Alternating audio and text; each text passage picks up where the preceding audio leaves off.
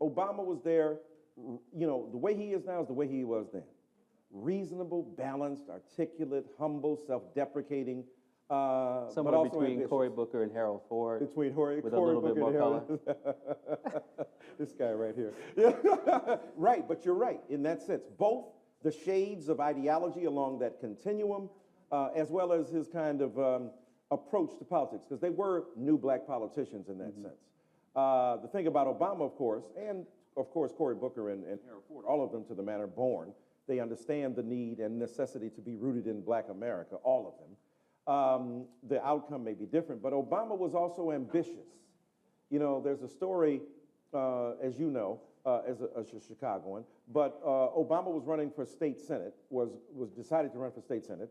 The previous occupant of that office had decided to run for the United States Congress after Mel Reynolds, then the occupant of that office, fell into some hard times. Right. And we'll leave it there. And so the reality is that this woman said, I'm going to run for that office. But when Jesse Jackson Jr.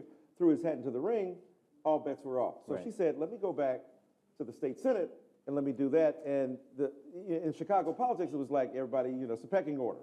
You served your time, you did your thing. This particular office, then you have to acknowledge that the older person or the person more senior gets the nod. Well, the younger guy named Obama wasn't really he's like, let me think about that. Not only did he think about it and said, no, I think I'm going to keep my name in, and didn't give her seat back rhetorically, symbolically. In other words, he said he's going to stay in the race. He figured out a way not only to remove her from officially being able to run, but everybody else who was on the slate. Challenge her signatures, right? Challenge her signature, but he got everybody else wiped out. That's pretty Machiavellian. I don't know, but he's a real nice little guy, you think, tall guy, and like, yes, we can. Yes, we can. That guy is ruthless at a certain level, politically speaking, right? He's a silent killer. He's the kind of guy that's joking about Donald Trump and killing Osama bin Laden. That's the kind of guy he is. That didn't start there.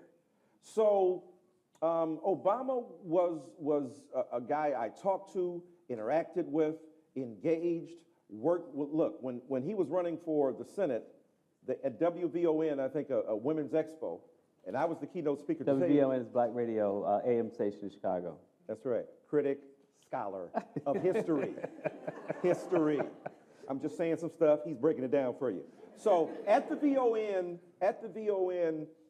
gathering, to tell you how the times were different, you know, I was the headline name, and they wanted Obama to share the stage with me.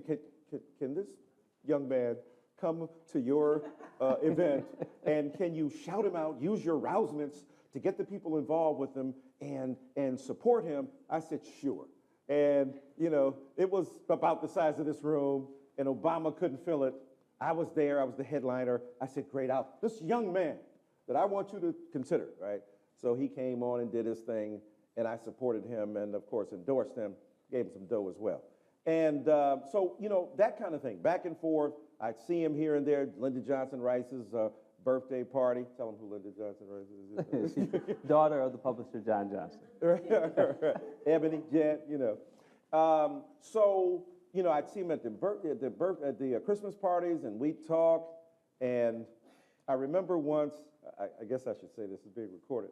So I said, hey, man, look, I'm doing this book on Bill Cosby. And you know, I'd like for you to blurb the book.